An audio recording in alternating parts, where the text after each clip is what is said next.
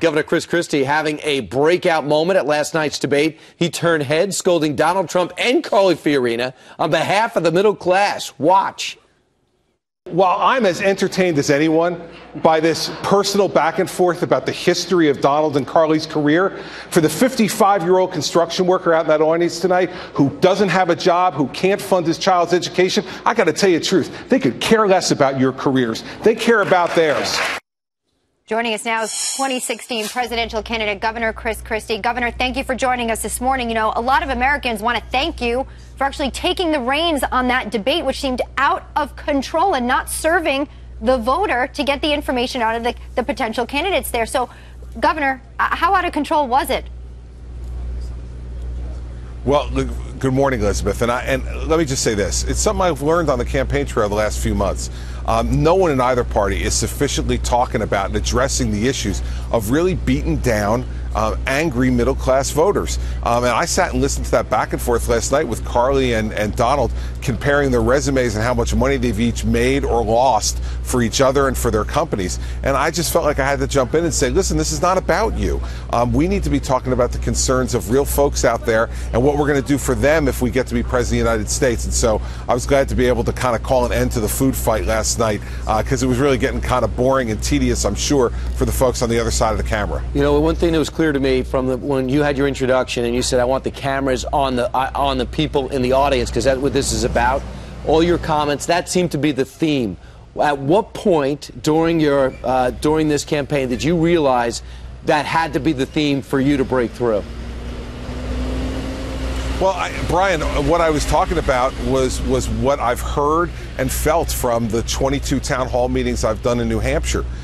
Which is people really feel like these candidates are talking too much about themselves and not enough about the people that they want to serve.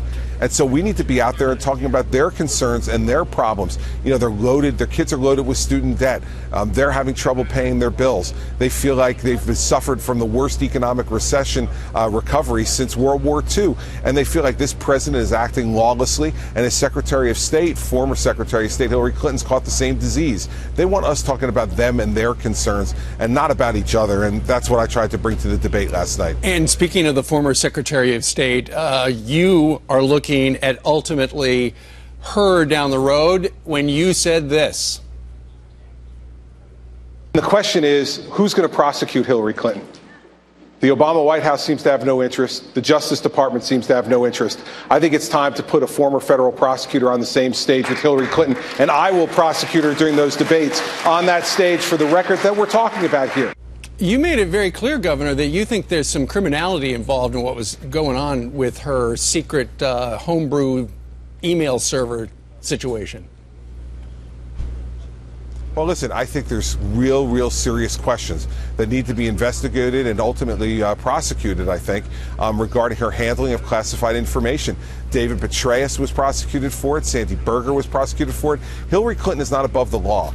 But you know this, absolutely true, Steve, that there's a lawlessness to this administration. You don't want to enforce the immigration laws in cities. You can have sanctuary cities across the country. The president will look the other way. I want to make it clear to the voters this morning, with President Chris Christie, sanctuary cities will end at the beginning of this administration. And we will enforce the law, whether it's marijuana laws across the country or whether it's this. We'll enforce the law, and Hillary Clinton should be held to the same standard. And by the way, she should be transparent about it, too, and answer questions, which she's unwilling to do. Well, she's going to be on Face the Nation Sunday, so maybe they'll ask her, maybe she'll actually face a question. Governor, we actually have an incredible viewer who wrote in. Nice. We'll see if she answers it. Yeah. We have the privilege of bringing you an email from Michael, one of our viewers here. He asked this: what is your stance on the Second Amendment, Governor? Well, listen, what I've said all along is that what we should be doing regarding guns in America is focusing on criminals. We spend too much time in politics, folks in Washington in particular, focus on law-abiding citizens who want these guns to protect themselves, to hunt, and to collect. We need to focus on the criminals. And when I was U.S. Attorney for 7 years in New Jersey, we did a record number of gun cases against criminals. they're not going through background checks. They're not buying these things in gun shops. They're buying them off the street in the black market, and they're using them to commit crimes. We take those people off the street, the violent sociopaths, and we put them in jail.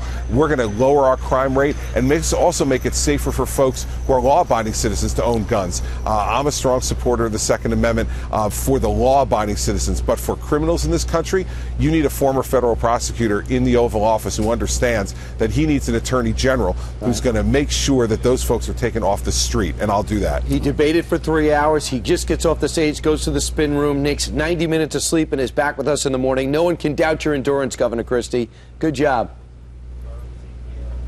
Well, thank you for having me on, guys. I look forward to seeing you back in New York. Thanks for your time, Governor. Deal.